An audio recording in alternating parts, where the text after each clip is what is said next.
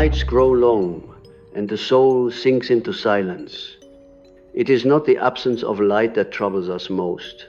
It is the disappearance of meaning. We can endure much if we know why. But in the darkness, when the structures of our understanding collapse and the warmth of the world recedes, we are often left asking, why continue? Why carry joy like a fragile flame into such heavy wind? Let me begin with a paradox. True joy does not reside in light, but is born in the shadows. Not the artificial happiness we wear, like a mask in daylight, but the deep, unshakable joy that rises from the roots of the unconscious. The joy I speak of is not laughter, nor pleasure, nor even peace. It is the resonance of alignment with the self, the archetypal center, the divine image buried within. But to access this joy, one must walk through the very gates we avoid. One must turn inward when all instincts scream to run outward. One must descend. In my practice, I have seen this pattern again and again. Those who fall into despair are often closer to the soul than those who skim the surface of life with a painted smile. There is a moment in the descent when the ego, fragile and frantic, begins to break. That breaking is necessary, for only when the brittle shell of personality cracks can the deeper self speak.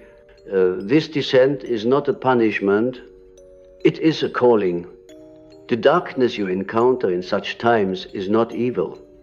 It is neglected, it is unloved, it is you.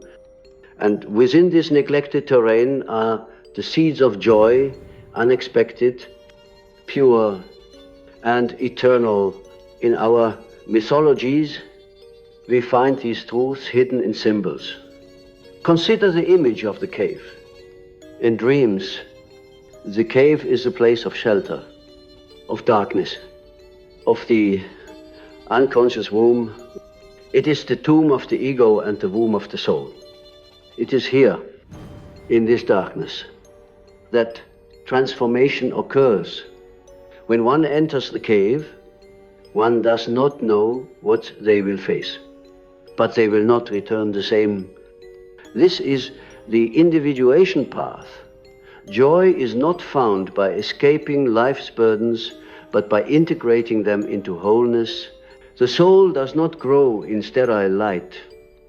It is fertilized by mystery, by what we cannot yet name, by the questions that burn instead of soothe.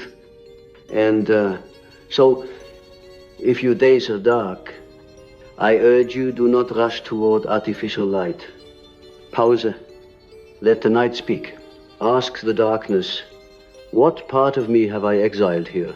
For every grief, every fear, every numbness, every panic, these are not intruders, but messengers.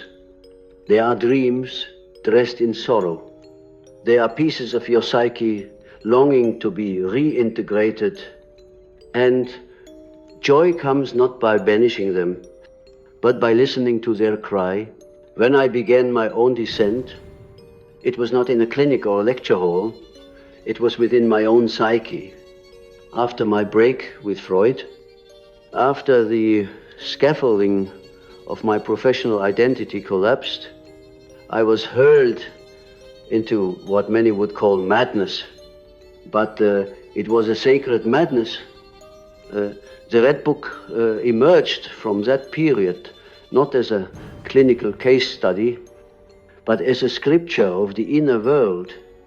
And within that inner world, I met Philemon, the wise old man, the symbol of wisdom, born not from intellect, but from surrender. Philemon taught me that the soul speaks in images, that our intellect as noble as it is blind without the lens of myth. And so joy, real joy, is not a rational achievement. It is a symbolic alignment, a harmony between the personal and the archetypal, between the conscious and the unconscious. Let me say something more provocative. Most people who claim to be joyful are merely distracted. Their joy is built on ignorance, on repression, on the frantic denial of shadow. They smile not because they are whole, but because they have amputated their depth. But there is no true joy without sorrow, no awakening without descent, no integration without fragmentation. This is why the Christian myth, like so many others, speaks of resurrection, but only after crucifixion. The suffering is not a deviation from the path, it is the path. The descent into Hades is not a punishment, but an initiation.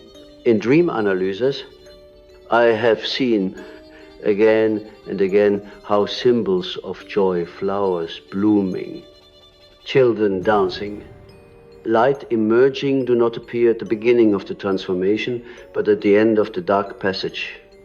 They arrive not as goals, but as gifts. You cannot manufacture them. You can only make yourself ready to receive. And how does one become ready? By becoming honest, brutally, symbolically honest, by recognizing the masks you wear, not to remove them hastily, but to see who wears them and why. The persona, that face we show to the world, is useful, but when we forget it is a mask, we begin to decay inside. We smile, but our eyes lose their flame. The work, therefore, is to descend beneath the persona, to ask, what part of me have I buried to keep the world comfortable? What wild longing have I numbed for the sake of appearing sane?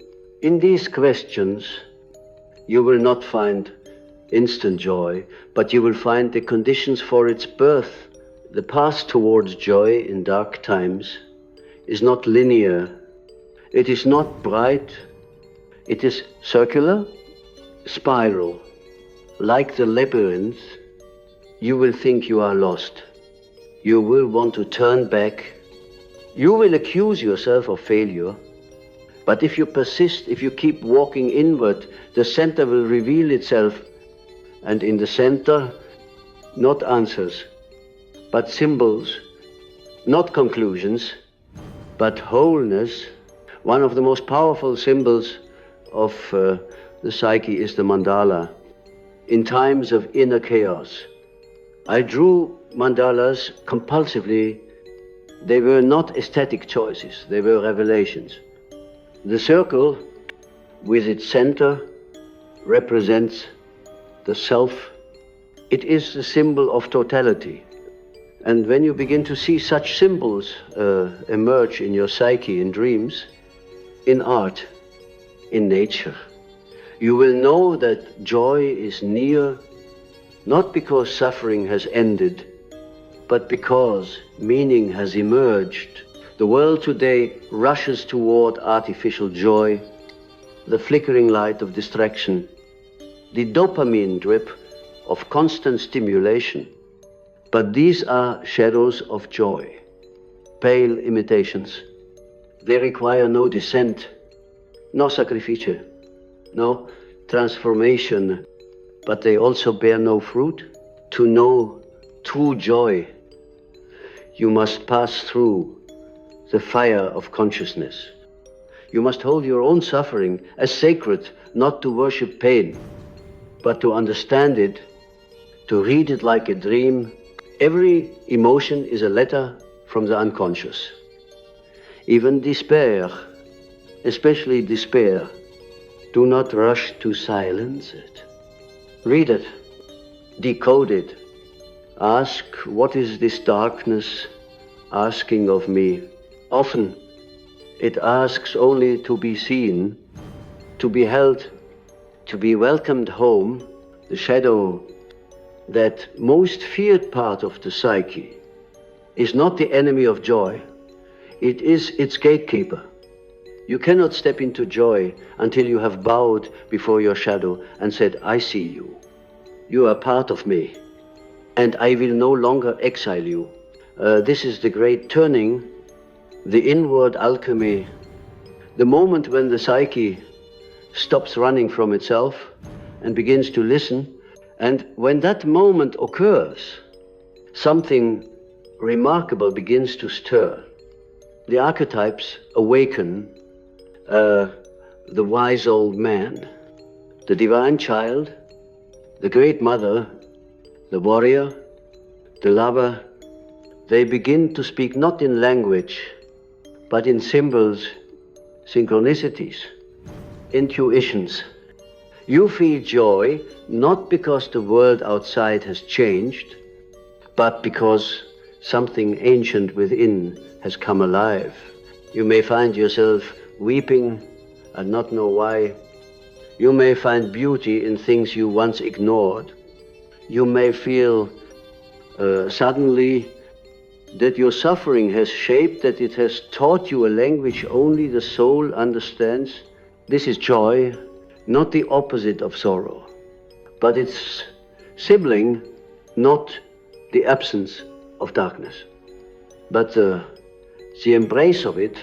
And here I must speak of a dream. A patient of mine once dreamed she was in a forest during winter, lost, cold, weeping. She cried out for light, but none came. Then she saw a small, glowing animal, like a fox made of ember. It approached and lay beside her. It did not speak. It did not guide her out, but its warmth was real. Its presence, healing.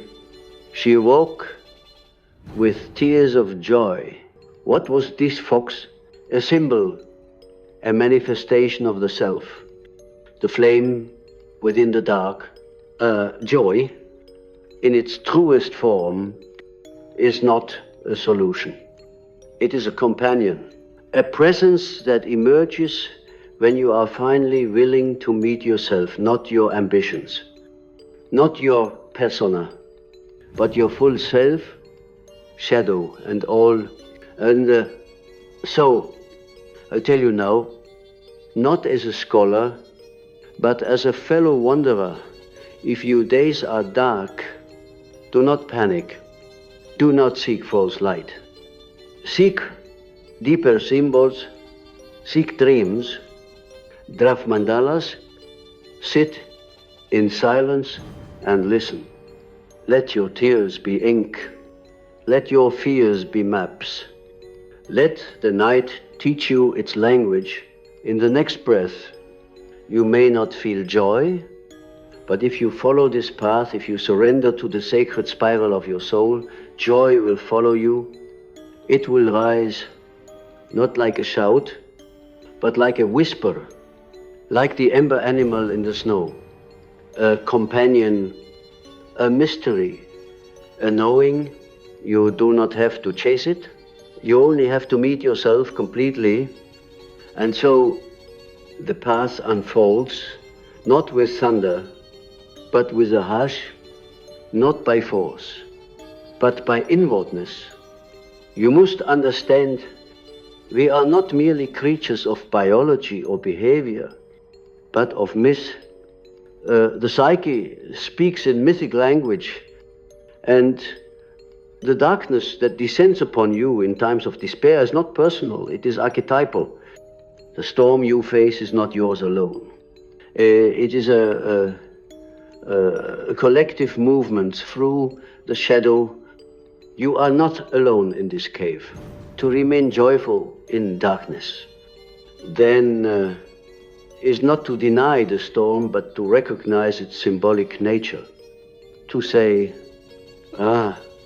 yes, I am in the belly of the whale.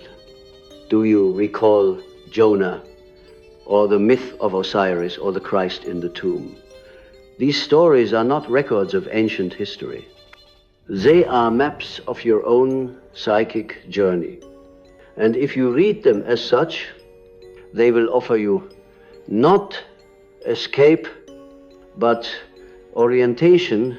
I must confess to you something many psychologists will not, that the unconscious is not merely a storehouse of instincts and repressed desires. It is a living spiritual dimension. Within it reside figures older than you, wiser than you, more real than any persona you wear. You may call them archetypes, or gods, or inner figures, but they are the timeless carriers of wisdom, and they speak most clearly in darkness. Why? Because in the bright noise of the world, the ego reigns, but in the silence of suffering, the ego retreats, and what remains is the soul. Do not mistake this retreat as failure. When you can no longer control, when you can no longer perform, when the strategies of your intellect break down, that is when the psyche opens. The flood comes not to drown you, but to purify, and in that flood, images arise. I have spoken before of active imagination. It is a method I discovered not through theory, but necessity. When the world outside lost its coherence, I turned inward. I dialogued with the images that came unbidden. I wrote, I painted, I entered into conversation with the symbols that visited me. I did not analyze them from above. I surrendered to them, and through this surrender, something astonishing occurred. I was transformed. You see, the unconscious is not chaotic. It is symbolic. It is ordered not by logic, but by meaning. And when you enter it willingly, when you allow its images to surface and speak, you begin to recollect the parts of yourself you had abandoned. Each image, each dream, each strange feeling that arises in times of darkness is an emissary of your wholeness. This is why I say joy is not an emotion, it is an alignment. When your conscious life aligns with the rhythms of your deep psyche, joy arises like a melody, long forgotten, even in pain, even in death, even in endings. But how does one align when lost in despair? The answer is not immediate. You must listen. You must let go of your demand for answers and instead ask better questions. You must speak to the soul in its own tongue, not in the cold voice of reason, but in image, metaphor, poetry. Do you remember your dreams? Most people discard them as nonsense. And yet I say to you, your dreams are the letters your soul writes to your waking self. In darkness, they grow louder. Pay attention. Even a single symbol, a house with no roof, a weeping child, a locked door carries more guidance than volumes of advice. A woman once came to me in a state of great despair. She had lost her family, her faith, her sense of identity. Nothing gave her joy. She dreamed of standing before a vast, frozen lake. Beneath the ice, she saw strange glowing lights, shapes moving, swimming. She was afraid to break the ice, but she felt them calling. What was this dream? It was the self beneath the ego. The frozen surface was her emotional suppression, her fear of descent. But the lights, for the lights, those were her instincts, her symbols, her creativity, her unlived potential. They shimmered in the cold depths. not as threats, but as invitations. And I asked her what would happen if you broke the ice. She wept. She did not know, but something in her stirred. This is the work, not to be joyful as a performance, but to move towards the self, even trembling, to touch the frozen places with curiosity, to melt by presence.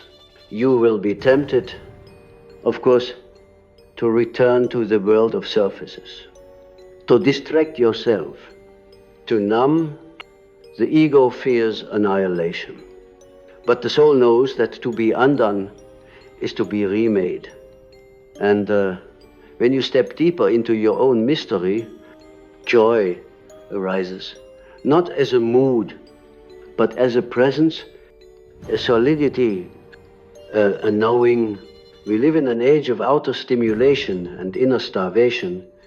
People seek happiness in possessions, pleasures, status, but these are projections, pale shadows of the archetypes they have forgotten. The real nourishment comes not from consumption, but from integration. What is integration? It is the marriage of opposites within the alchemical union of light and dark, masculine and feminine, child and elder, wound and wisdom. It is the art of becoming whole, not perfect, but whole. You cannot be whole without your sorrow. You cannot be joyful without your grief. The psyche, like the world, is made of polarities, day and night, death and rebirth, eros and logos. And your task is not to escape contradiction, but to hold it, to contain it. This containment is the vessel of transformation, the vas hermeticum of alchemy, the sacred chamber where lead becomes gold, not by force, but by patience, by attention, by the heat of awareness. And so, I say, when the days are dark, become the vessel. Do not rush to repair. Let what is dying, let the images rise, let the voices speak, and trust that something deeper is unfolding.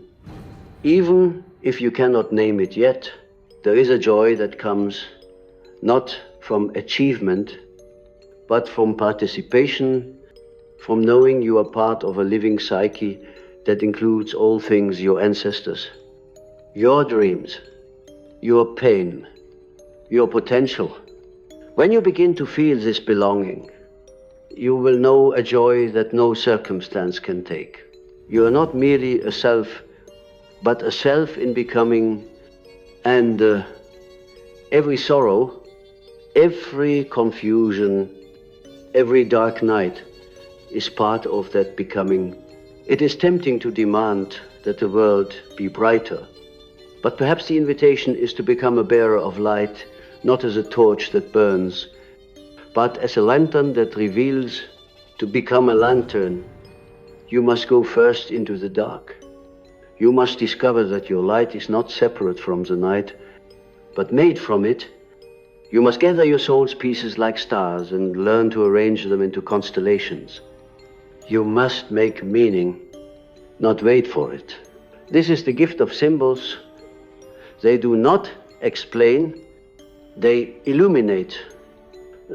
They allow you to live in mystery without losing your ground. They give shape to what cannot be solved. And so I ask you now, what are the symbols that visit you in darkness? What colors do you dream in? What animal walks beside you in your visions? What song echoes when the world falls silent? These are not indulgences. They are necessities. They are the materials of joy, for joy is not pleasure, it is presence.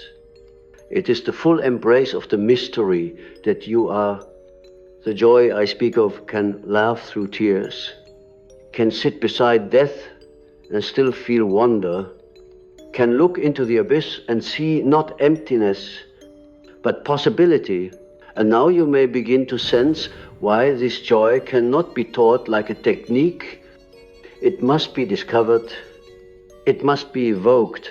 That is why I speak to you, not in formula, but in image, not in steps, but in spirals, because your soul is not a machine, it is a garden.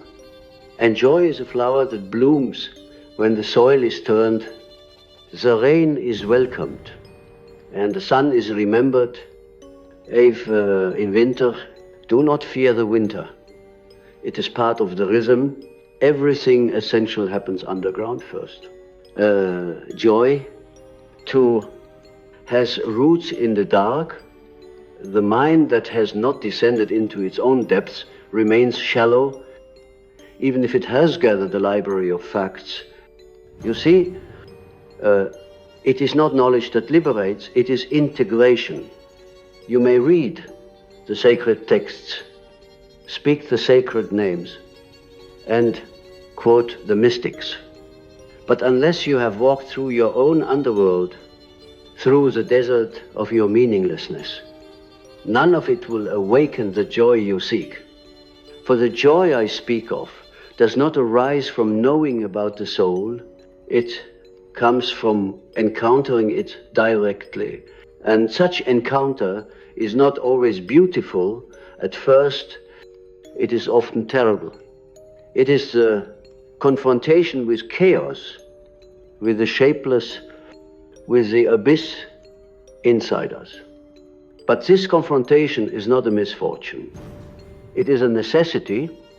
It is the crucible from which authentic joy emerges. In the myth of Inanna, the goddess descends into the underworld. She is stripped of her jewels, her clothes, her crown, everything that marks her status. Her outer power, she stands naked before her sister. Ereshkigal, queen of the underworld, who kills her. And yet, through ritual, through descent, through mystery, Inanna is reborn and returns. But not as she was. She has changed. She has known death. And from that knowledge, she carries a power no surface dweller possesses.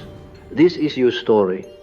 There will be times when you feel stripped of joy, of identity, of belonging. Do not resist the stripping. Let the false adornments fall. Let the persona collapse. Let the ego weep. And beneath the rubble, you will discover something indestructible. This something is the self, not your ego, not your roles, not your titles, but your archetypal wholeness. And it is from this self that joy radiates, not as emotion, but as truth. The joy of the self is not dependent on what happens to you. It does not vanish when others leave. It does not crumble with your plans. It is not shaken by the winds of time. It is the quiet joy of being aligned with your own nature.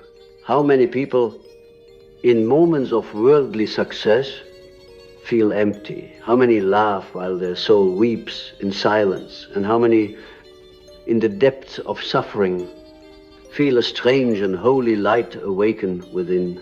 You have felt it.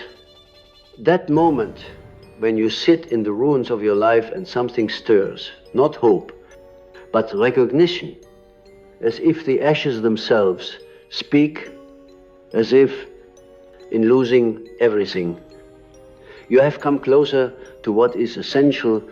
This is the paradox of joy. It is not found by seeking light. It is found by being willing to walk through the night without turning away. And let us speak now of symbols again, for they are the language of the soul. A man once came to me who had lost all desire to live. His dreams were barren. His life, a flat repetition. He dreamed of wandering in a desert and thirsty, sunburned, no sign of life. But one night, he dreamed differently. He saw a tree, alone in the desert, with fruit. He did not eat the fruit, he only saw it. He awoke and wept. That tree was his soul, still alive, still bearing fruit. Though surrounded by barrenness, that image, though it came in a dream, brought a kind of joy more real than any comfort. Symbols like these cannot be manufactured. They arise from the unconscious, but they come when the ego stops its interference, when you become still, when you become willing to face your emptiness. And that is the most difficult task in modern life, to sit in emptiness. We are taught to fill every silence, to solve every discomfort, to rush away from pain. But the soul does not speak in speed. It speaks in stillness, in waiting. Have you ever truly waited without agenda for a dream to come, for a symbol to rise, for the meaning of your pain to reveal itself, not as an answer, but as an image? This waiting is holy. Joy is the fruit of such waiting, not the joy of entertainment, not the joy of distraction, but the deep joy of alignment with the living mystery inside you. And I must say something even more unsettling. There will be times when joy disappears altogether, when it hides itself, when even the sacred images go silent. This is the nigredo, the black stage in alchemy. The stage of putrefaction, of decomposition, of unknowing, and it is sacred. It is the winter before the spring, the silence before the word. Do not panic in the nigredo. Do not declare yourself broken. You are not broken. You are becoming. Even Christ cried out, "My God, why have you forsaken me?" in the hour of his descent. Even the gods must pass through the dark. In those moments when all seems lost, hold on, not to certainty, but to symbol, to the smallest sign, a bird outside your window, a phrase that repeats itself in your mind, a color that returns in your dreams. These are not random. They are soul whispers. They are the threads by which you can find your way back to yourself. And in this thread lies joy, not the joy of triumph, but of resonance, of knowing that you are not lost, that something within you is guiding, that the self has not abandoned you. Even if your ego can no longer feel its presence, you must understand, joy is not a goal. It is not a reward for getting your life together. It is not something you earn by fixing yourself. It is your birthright hidden under the rubble of what you were told to be. And sometimes joy is grief in disguise. Yes, grief, because grief comes only where love has lived.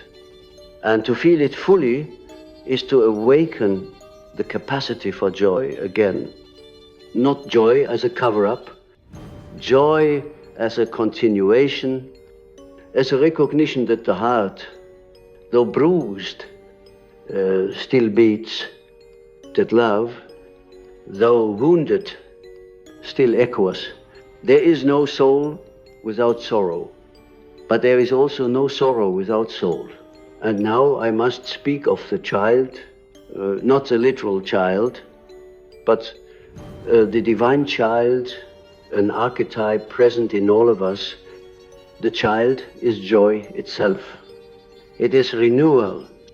It is wonder, it is the fresh eye, the one who sees beauty where the adult sees only burden. To remain joyful, you must reawaken the child, but beware. The child is often buried beneath years of conditioning. It has been mocked, silenced, shamed. You were told to grow up, and in doing so, you banished your joy bringer. To find joy again, you must return to that child, not to regress, but to retrieve, to kneel before your own innocence and say, I'm sorry I left you.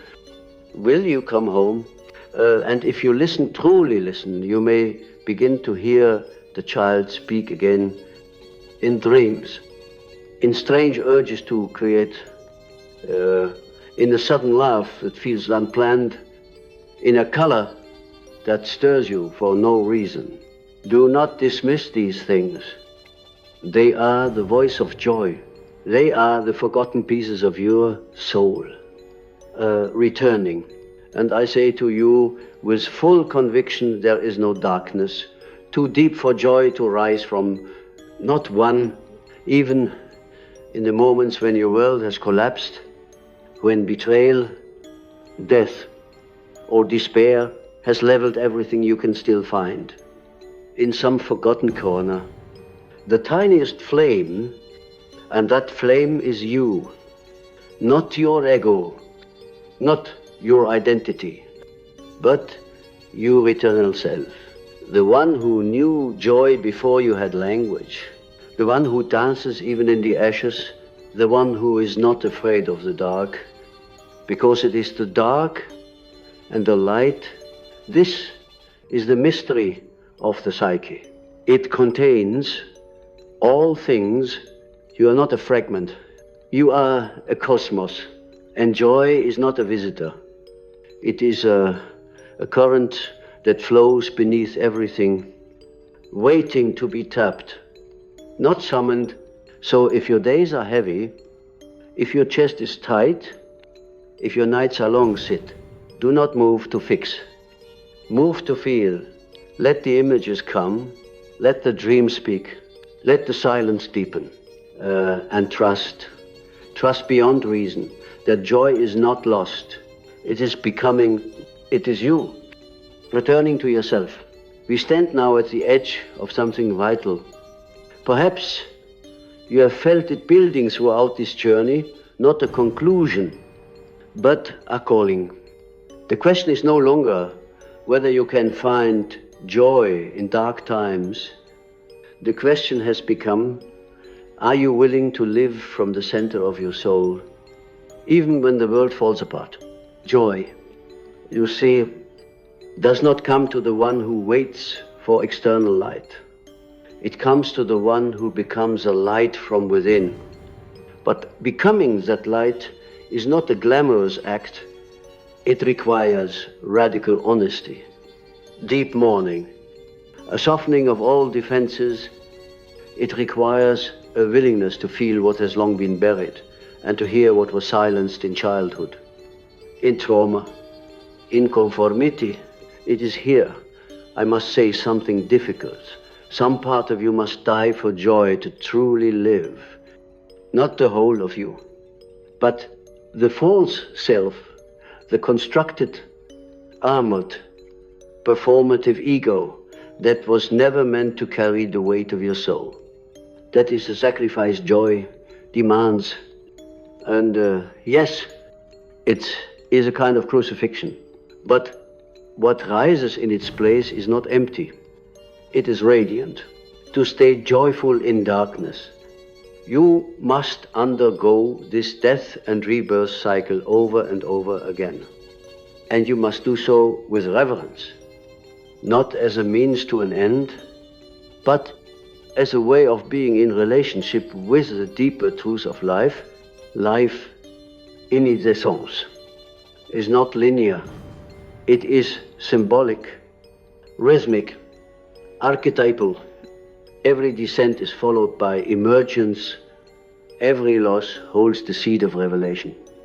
Every sorrow is an invitation to love more honestly. And so I ask you now, can you love your darkness, not fix it, not escape it, but love it? Can you cradle your own shadow like a wounded child? Can you offer sanctuary to the part of you that feels unworthy of joy? Because unless you do, that part will sabotage every rising. It will cast doubt over every sunrise. It will whisper unworthiness in the face of every gift. But when you embrace the shadow, not as an enemy, but as a forgotten sibling, something changes. The war inside you ends, and from that ending comes a new kind of joy. One that is not loud, not dependent, not frantic, but steady, grounded, unshakable. It is the joy of being whole, not pure, not flawless, but whole. And to be whole is to know that you are at your core, both dark and light, both instinct and divinity, both wound and healer, both the question and the answer. In this wholeness, you begin to see the world differently. You see others not as threats or saviors, but as fellow wanderers. You stop needing to prove, you stop needing to explain, you begin to live symbolically, you begin to listen deeply, not just to others, but to the subtle voice of the unconscious that has always whispered beneath your noise. This is where joy takes root, in the fertile soil of listening.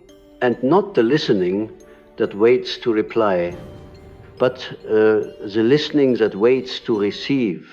This listening will change you.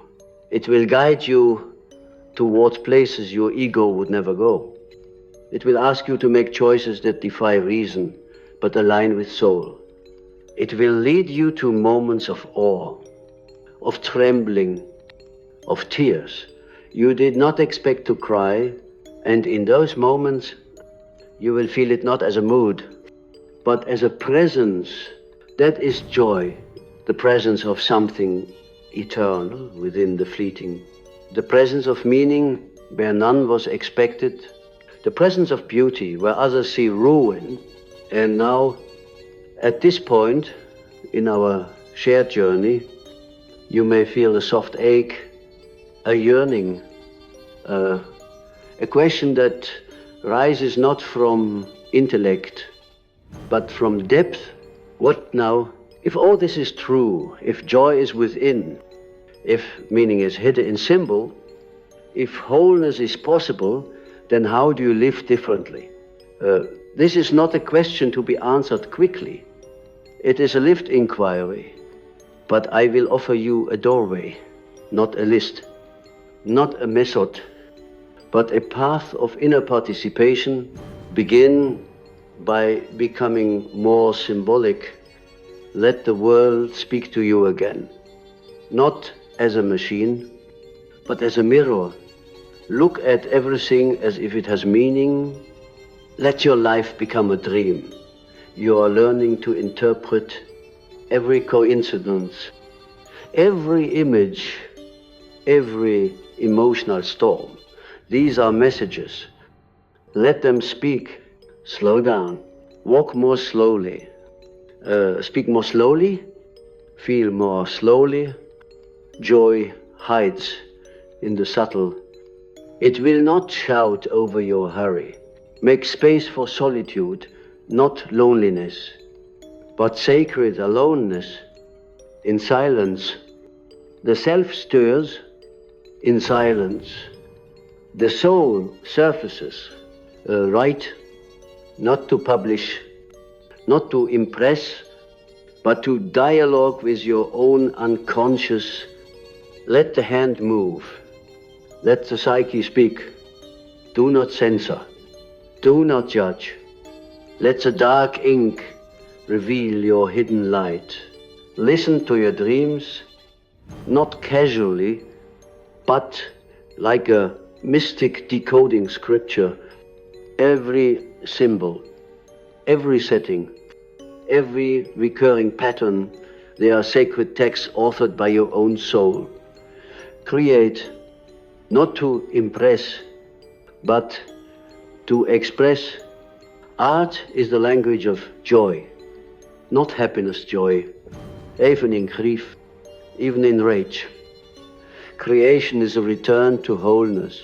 Speak to the parts of yourself you have abandoned, the inner child, the lost lover, the shadow twin. Ask them what they need, welcome them home, and perhaps most importantly, develop a relationship with the archetypes. They are not fantasies. They are living energies within you.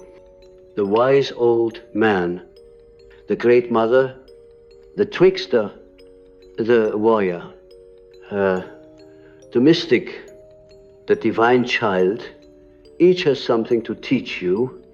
Let them speak through art, through dreams, through fantasy. Let them reshape your understanding of who you are.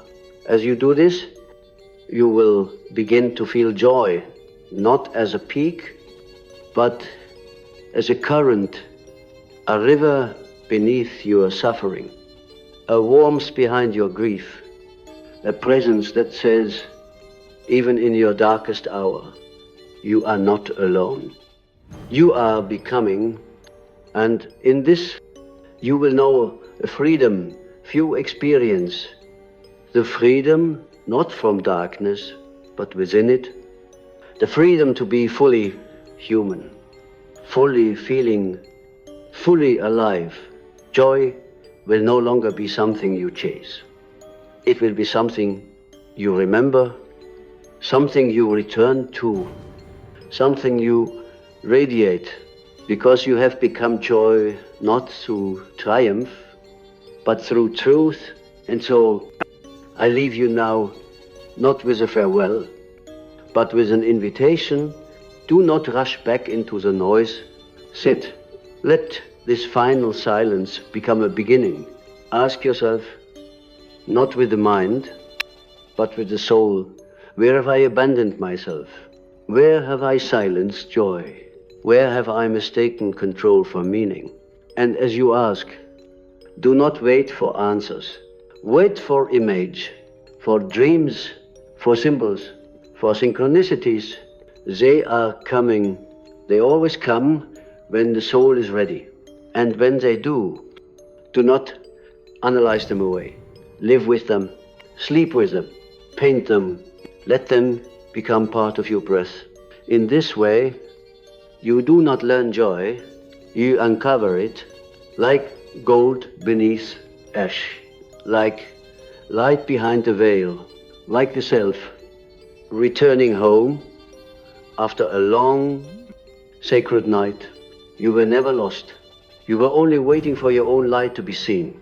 And now, my friend, it begins